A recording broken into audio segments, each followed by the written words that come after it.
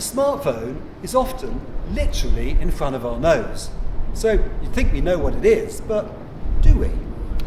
Well, we had 11 researchers, each of whom spent 16 months living in communities in Africa, in Asia, in Europe, and Latin America. And the result was a whole series of original perspectives on the smartphone. For example, we call the smartphone our transportal home, because maybe it's not just a device we use.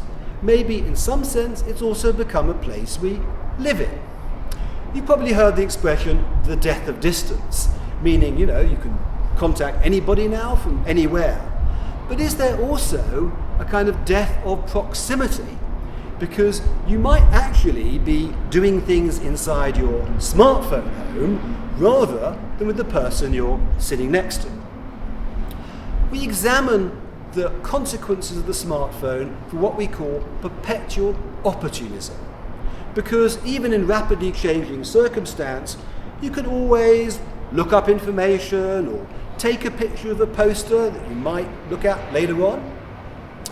We talk of beyond anthropomorphism to describe the intimacy that we have. I mean, the smartphone doesn't look much like us, but we have given certain of our cognitive and other faculties, as it were, seeded them to the smartphone to create a kind of complementary relationship. And actually, the smartphone can be pretty good now, even at expressing an individual's personality.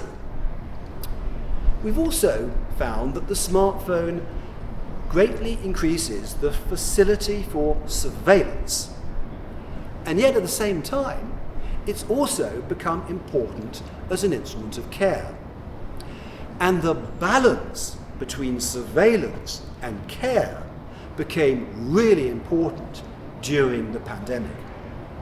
So if you want to gain a better understanding of what's in front of your nose, you might consider reading our books, watching our films, or taking our course.